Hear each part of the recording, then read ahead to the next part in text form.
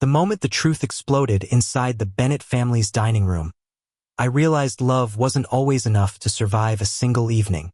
And the strange part is, I should have seen it coming long before his mother whispered that unforgiving sentence.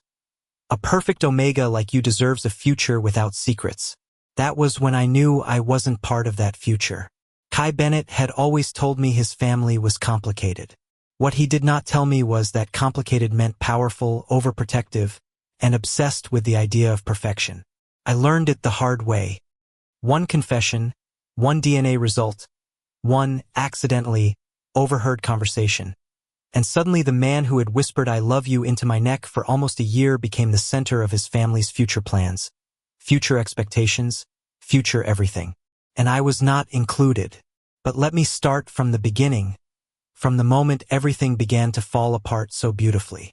It was a Wednesday night in Portland, Oregon, the kind of night when the rain tasted almost metallic, like the city was melting in slow motion. I was late getting off work at the campus library, exhausted, starving, and entirely unprepared to deal with the emergency call I received from Kai. Not the "I cut myself cooking" type of emergency.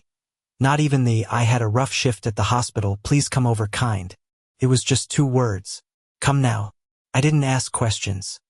I never did when it came to him. When I rushed into his apartment, drenched and shivering, he was sitting at the edge of his couch, shoulders tense, fists clenched. His hair was a mess, dark strands falling into his eyes. His scrubs still smelled like antiseptic and exhaustion. "Eli," he whispered, and even that single word felt like something breaking. "What happened?" I asked. He stared at me, not like he didn't know where to begin, but like he was terrified that beginning at all would destroy something fragile between us. "My family knows," he said, "about everything." My heart stopped in the way hearts tend to when they've been warned enough times but still hope the story will go differently. "What do you mean everything?" "They know I'm Omega." I blinked.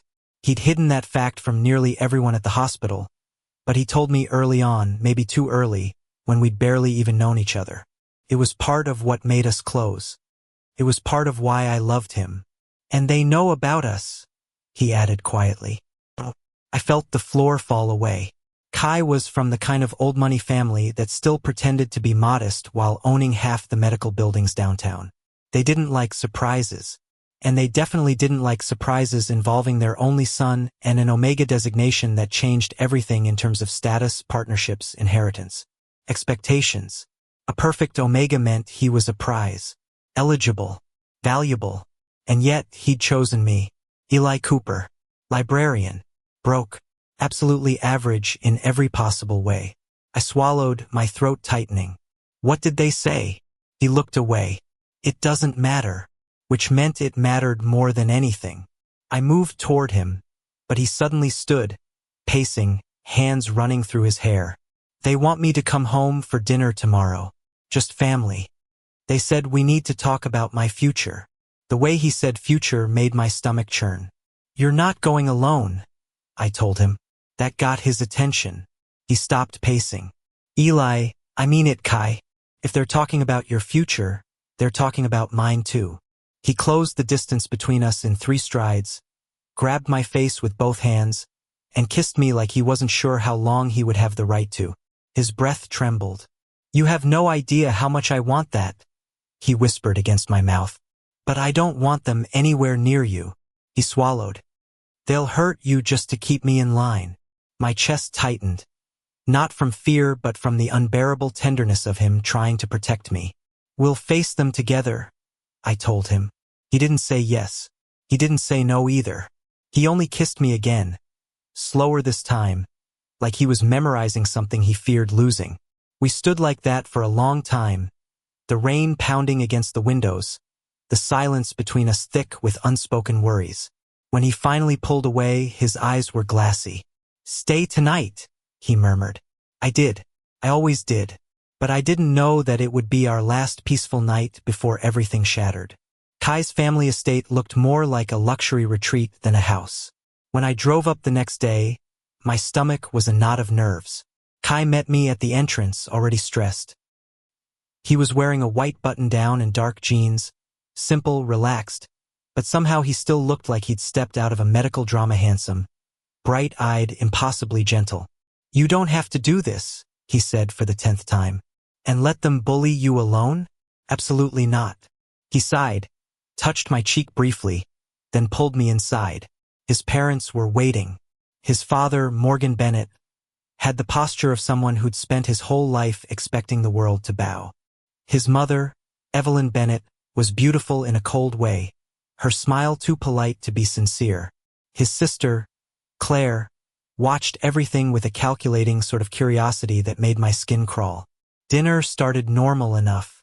Small talk, compliments about the weather, questions about my job that were just condescending enough to make me uncomfortable. And then the conversation shifted. Morgan set down his wine glass with a soft clink. "Kai, we received the documents." His gaze flicked to me briefly, dismissively. "We know your designation." Kai's jaw tensed. "I was going to tell you eventually." "Eventually?" Evelyn repeated slowly, like the word tasted bitter. Claire leaned forward. "Why hide something so important? You're a perfect Omega. Kai, do you have any idea how rare that is?" He flinched. I gripped his hand under the table. Morgan's eyes narrowed. "You're our only son. Our legacy depends on you choosing the right partner." There it was. They didn't care about him. They cared about control. Kai's voice was quiet. "I already chose." Everyone at the table went still. Evelyn's gaze snapped to me. "You cannot possibly mean—" "I do," Kai said firmly. Morgan's jaw tightened.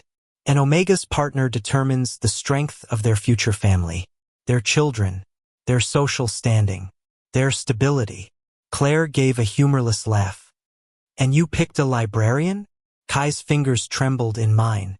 "I picked someone who loves me," he said. "Someone who doesn't see me as a tool." That apparently was the wrong answer. Morgan leaned back, expression dark. "You are naive. Being Omega means responsibility. You cannot throw away your future for a relationship that won't last." "Don't talk about him like he's disposable," Kai snapped, shockingly angry. Evelyn stood suddenly. "Kai, listen to me. We are not judging your preferences, but you need someone who can protect you, someone who matches you, someone who elevates you. And you think that isn't me?" I asked before I could stop myself. She didn't even look at me. No, the word hit harder than I expected. Kai pushed back from the table. "If this is what you wanted to talk about, then we're done." He grabbed my hand, ready to leave. But Morgan's voice stopped us cold. "If you walk out now, don't come back." Kai froze. I froze. Evelyn whispered, "Kai, please think. You're an Omega. You need support. You need a partner who can keep up with you, protect you, be worthy of you." Worthy. Like I wasn't even in the room. Kai shook his head, eyes bright with anger. "Eli is worthy. More than anyone you could choose for me." My heart stuttered painfully. I squeezed his hand. But his father wasn't finished. "You are not thinking clearly," Morgan said. "Your biology makes you vulnerable. And a perfect Omega cannot bind himself to someone who has nothing to offer in return." Kai took a breath to argue, but Evelyn cut him off. "You deserve an alpha who elevates our family legacy. Not someone who will hold you back. Hold you back. Hold you back." The words echoed in my head like a verdict. Too ordinary. Too common. Too easy to replace. I had known I wasn't the type of partner families like his wanted. But hearing it out loud, in front of him, made something inside me crumble. Kai was shaking. "I don't care about legacy. I care about him." Morgan's voice hardened. "Love fades. Legacy does not." The silence afterward felt suffocating. Kai pulled me closer, but I could see the torment in his eyes, the pressure, the guilt, the impossibility of choosing between family and love. And suddenly, I realized something terrifying. If I stayed, I'd be the reason he lost everything. His future, his family, his career, his stability, and maybe, one day, even his happiness. So I did the only thing I could think of to save him. I let go of his hand. "Eli," he whispered, startled. "What are you doing?" I forced a smile. You should talk to them alone. No. No, don't you dare leave. I'm not. I lied. I'm just stepping back so you can breathe. His eyes widened with panic. Eli, I brushed my fingers against his cheek, feeling my throat burn. It's okay, Kai. It's not, he whispered, voice cracking. Don't go. But I had already made up my mind. Because sometimes love isn't about holding on. Sometimes it's letting go before you ruin the person you love most. I stepped back. He reached for me, but Claire caught his arm, pretending to calm him, and I walked out of that house before he could stop me. He didn't see the tears until the door closed. He didn't see me fall apart until I reached the car. He didn't know that the moment I put the key in the ignition, I made the most painful decision of my life. I disappeared. The thing about disappearing is that it sounds dramatic until you actually do it. Turns out, it's mostly paperwork, panic, and staring too long at cheap apartment listings 3 states away. I drove straight through the night, past forests and empty highways, past the weight of the Bennett name pressing on the back of my skull. By dawn, I crossed into Montana, and the only thing I felt was hollow. I didn't check my phone. Not once. Because I knew if I saw Kai's name flash across the screen, I'd turn the car around and ruin everything I was trying to do for him. I'd go back, fall into his arms, and watch his life collapse because of me. So I kept driving until the sun bled into the mountains. By noon, I found a tiny town called Alder Creek. Blink and you'd miss it. But it had a coffee shop with Wi-Fi, a cheap studio for rent above a hardware store, and mountains that swallowed sound like they were made for people trying to forget themselves. Felt like the perfect place to disappear. I signed a 6-month lease, paid in cash, and collapsed on the creaky mattress the landlord cheerfully called vintage but charming. It was neither. That night, lying in the dark, I thought about Kai, his voice, the way he smiled at me like the world made sense just because I existed, the way he looked terrified at the thought of letting me walk away. And for the first time since I met him, I shut my phone off completely. Not because I didn't want him, but because I wanted a future for him, even if it didn't include me. 3 days passed. 3 days of pretending to be fine. 3 days of stale pastries, unpacking boxes of books, and working at a small-town library where no one asked too many questions. 3 days of not hearing his voice. And then, on the morning of day 4, the earth shook. Not in a literal sense.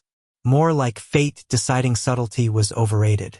I was shelving books when the library doors slammed open, the sound echoing like a thunderclap. I turned, annoyed, ready to tell someone that this wasn't a barn, and then my lungs simply stopped working. Kai stood there, hair messy, eyes red, still wearing the same jacket he had the night I left. And he looked like a man who hadn't slept in days. Our eyes met. Everything inside me broke. He walked toward me, slow, deliberate, like he was afraid I'd vanish again if he moved too fast. He stopped 2 feet away from me, close enough for me to see the tremble in his jaw, close enough for me to feel the heat radiating off his body, but still not touching. Eli, he whispered, voice shaking. Why did you leave me? I felt my throat close. Kai, no, he said, stepping closer. No more excuses. No more lies.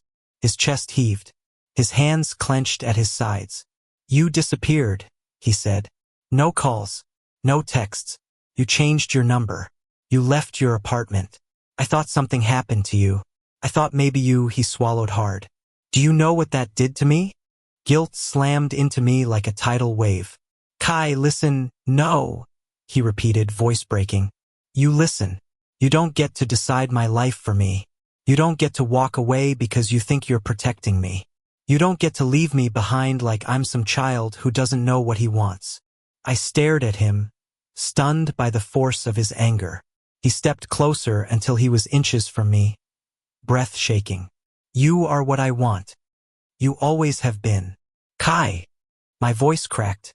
And if my family wants to make me choose between them and you, he whispered, then they're going to lose. His eyes shone with tears, but not the fragile kind.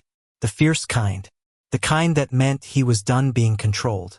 I looked away, unable to stand the intensity of his gaze. I didn't want you to lose everything because of me. I don't care about everything, he said. I care about you. His hand lifted, hesitated, then brushed my cheek, soft and trembling.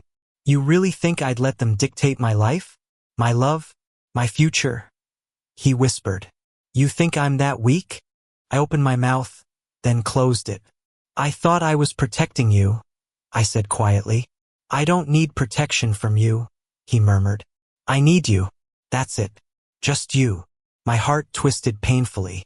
He leaned his forehead against mine. Don't ever disappear on me again. I closed my eyes, breathing him in. Rain, antiseptic, and the scent that was unmistakably Kai. I thought I was doing the right thing, I said. His fingers curled around my jaw, gentle but firm. The right thing, he whispered, is staying with me. The library was silent around us, the faint hum of fluorescent lights buzzing like background music. The world felt still, like even time was holding its breath. I can't lose you again, Eli, Kai whispered. I'm not strong enough for that. You're stronger than you think, I said. But not when it comes to you. God, he was killing me. Every word was a dagger wrapped in velvet. I took a shaky breath. What about your family? Eli, he said softly. You are my family. That undid me. Tears blurred my vision. He brushed them away with his thumb, his own eyes glassy. Come home, he begged quietly. Please. We'll figure everything out together. I don't care how messy it gets. I just need you with me. I felt myself leaning in, wanting him, missing him, loving him so much it physically hurt. But fear still clung to me like a shadow. Kai, your father said. I don't care what he said, Kai snapped. He can't dictate my life. And he definitely doesn't get to choose who I love. His voice softened. You once told me that love means choosing someone every day, he whispered. Well, I choose you. Every single damn day. Even when you run. Even when you disappear. Even right now. My breath trembled. Kai, he stepped even closer, our bodies almost touching. I'm giving you one reason to stay. He leaned in. And it's me. The kiss he pressed to my lips wasn't gentle. It wasn't tentative. It was a claim. Promise. A desperate, aching confession of every sleepless night he spent searching for me. I kissed him back with everything I had held inside since the moment I walked out of his life. His hands cupped my face, mine tangled in his shirt, and the world tilted, dissolving into the warmth of him. When we finally pulled apart, breathless, he rested his forehead against mine again. Please, he whispered, don't leave me again. I exhaled shakily. Okay. His eyes widened. Okay. Okay.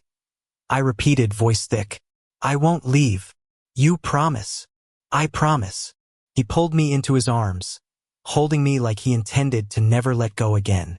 I felt his heartbeat pounding against my chest, fast and frantic and so very alive.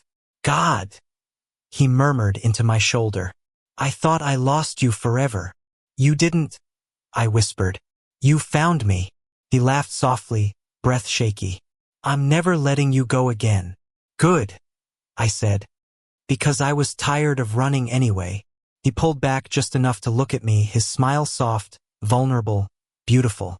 Come home with me? I nodded. Yeah, let's go home. He kissed me again, tender this time. And for the first time in days, something inside me unclenched. Maybe disappearing wasn't the answer. Maybe love wasn't about slipping away quietly. Maybe it was about fighting. Together. Kai laced his fingers through mine and led me toward the door. The sun hit us as we stepped outside, warm and golden, like a world welcoming us back. We walked to his car, hand in hand, hope rising in our chests like something reborn.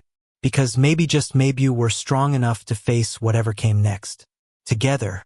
Kai drove the entire way back to Portland with one hand on the wheel and the other gripping mine like the world might try to steal me from him again. Every few minutes, he'd glance at me, quick, desperate glances, like he was checking that I was still real. I'm not going anywhere, I said softly. I know, he murmured. I'm still scared. I squeezed his hand. Me too. The highway stretched endlessly ahead, sun setting behind us in bruised shades of purple and gold.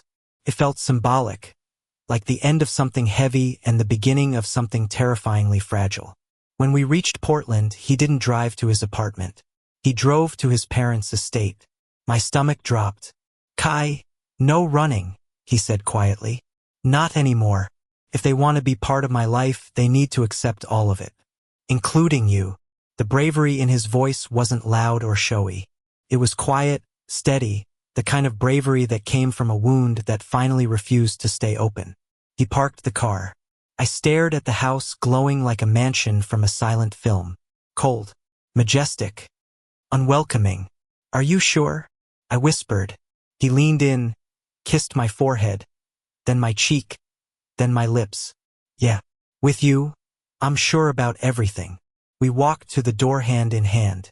He didn't knock. He walked in like he was reclaiming something stolen from him. Morgan Bennett was in the living room, reading something on his tablet. Evelyn sat beside him, sewing. Claire wasn't there. Kai didn't wait for them to notice him. He spoke first. "I found him." His parents froze. Slowly, very slowly, Morgan lifted his gaze. "You brought him back?" "No," Kai said. "I went to get him back." I swallowed hard. This was his fight, but he held my hand tighter, reminding me that I was part of it now. Evelyn stood first, voice trembling around the edges. "Kai, we were worried. You disappeared for days. You didn't even look for me," Kai said. His voice wasn't angry. It was disappointed, and somehow that hurt them more. "You just told me what I should be, what I should do, who I should love. Being Omega means responsibility," his father said mildly. "Being human means love," Kai shot back. "And you forgot that." Morgan's jaw tightened. "We want the best for you." "No," Kai said. "You want control." A long silence stretched through the room like a crack forming in glass. Evelyn's voice was soft. "Who told you that you'd lose your future because of him?" "You did," Kai answered. "And you were wrong." She looked at me for the first time, not dismissive this time, not cold, just conflicted. "You're very protective of him," she murmured. "Yes," Kai said. "That's not a bad thing," she whispered. Morgan frowned. "Evelyn." "No," she shook her head. "Let him speak." Kai stepped forward slightly, still holding my hand. "I love him," he said simply. "I'm not asking for your approval. I'm telling you the truth." Morgan exhaled sharply through his nose. "Love fades. Then I'll choose him again when it does," Kai replied. The room went completely still. Something in Evelyn's expression cracked, not anger, not disapproval. Something softer. Something like fear giving way to reluctant understanding. "You'd give up your inheritance for him?" Evelyn asked. Kai didn't hesitate. "Yes." Morgan stiffened. "Think about what you're saying." "I have," Kai said. "For days. While I was searching for him. While I wondered if I'd ever see him again. While I realized that none of what you built matters if I don't have someone who loves me for my designation. Not for the family name. Not for legacy." He looked at me. "Just me. I want a life with him," he said softly. "Not because it's strategic. Not because it's convenient. Because it makes me happy." My heart clenched. Morgan looked at me like he was seeing me for the first time, not as a threat, but as a person his son was willing to walk into fire for. He set the tablet down with a soft thud. "If you choose him, you're choosing a harder path." Kai nodded. "Every good thing is harder." Silence again. A long, aching silence. Then Evelyn spoke, her voice barely above a breath.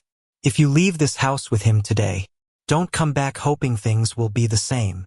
Kai inhaled slowly. "I'm not hoping for anything except peace." She blinked rapidly, tears forming. "You were always meant for something great, Kai." "I still am," he said gently. "Just not the version you imagined."